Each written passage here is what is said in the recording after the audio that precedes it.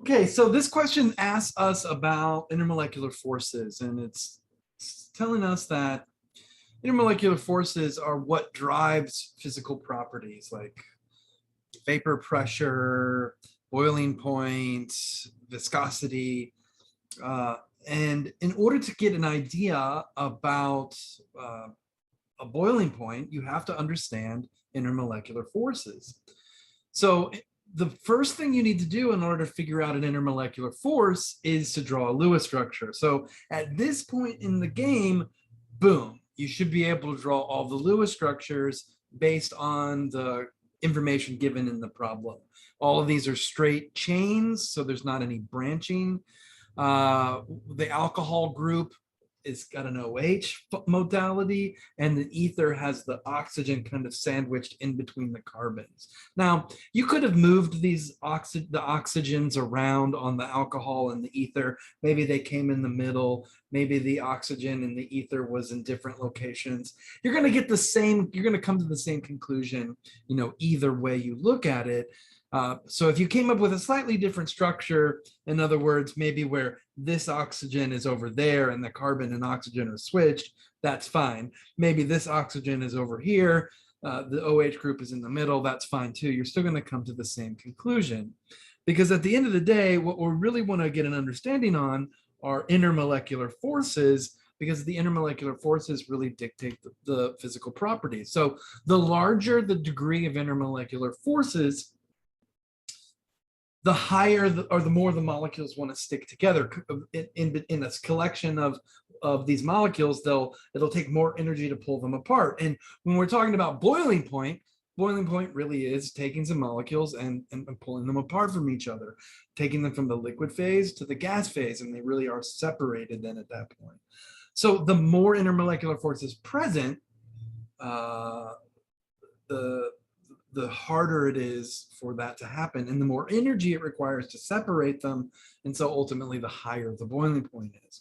And so let's just start with intermolecular forces. Look, we know that everything has dispersion forces. Everything has dispersion forces. And remember that a dispersion force is an instantaneous dipole moment. And instantaneous dipole moments or dispersion forces are interactions between instantaneous dipole moments. And instantaneous dipole moments are formed from momentary uneven distributions of electrons. They're quantum mechanical particles. They have a non-zero probability to kind of be wherever they want. And so even though I'm oversimplifying it, personifying the electrons a little bit, the electrons can be distributed a little bit more heavily on one side of the molecule than the other in an instant. And in that instant, there's a dipole. Now, the dipole isn't permanent. It goes away in the next instance. But the problem is that, or the thing is that all molecules can do that, because all molecules ultimately are made out of electrons. So what else is there for intermolecular forces? The ones that we really focus on in this particular problem are going to be whether or not molecules are polar, or whether or not they have hydrogen bonding. So in general, these molecules that have only carbon and hydrogen bonds, they're non-polar. Now, the carbon-hydrogen bond is slightly polar. Carbon and hydrogen are roughly the same electronegativity, but they're not exactly the same. So there's some polarity that's involved. But in general, all the polar bonds cancel each other out because of the symmetry of the molecule. All those carbons are tetrahedral. And so ultimately, they're not really that polar. Okay. What about the ether? The ether group is polar. The oxygen in the middle, kind of like water, the oxygen is tetrahedral. It's got the two lone pairs, and then it's got the branches off to the side. So it's going to be polar as well. Now, this molecule isn't very polar, but compared to the other three, it's a lot more polar than the ones that don't have any oxygen in it at all. Now, the one that has the alcohol, it's also polar because it's got the OH group on the side. So if it's polar, then it has dipole forces. So because those two molecules are polar, we've got dipole forces.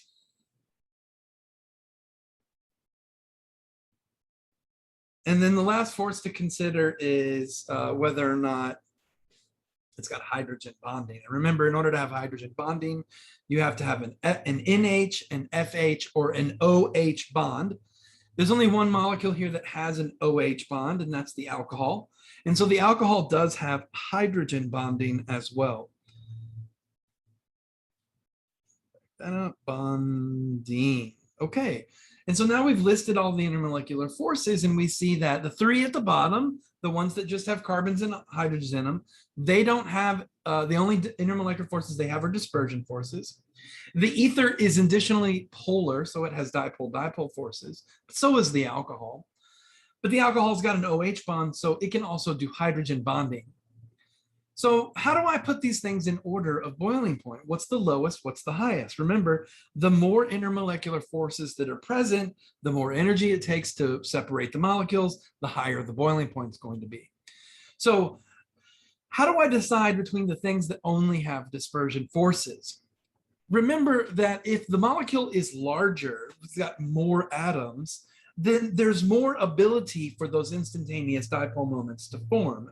What we say is that even though the molecules are generally nonpolar, they have a higher degree of polarizability just because there's more electrons around.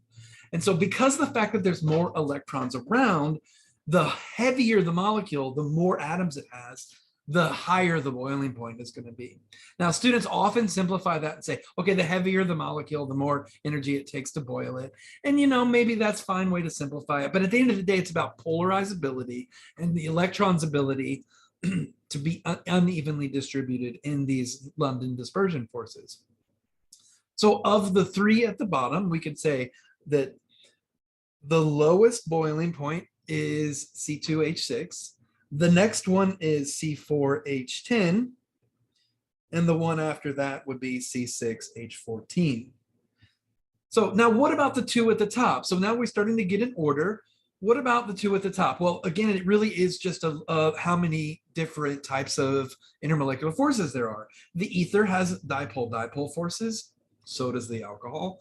But additionally to dipole-dipole forces, the alcohol can do H bonding. So 1, 2, 3, 4, and the highest boiling point would be for the 6 carbon and the alcohol.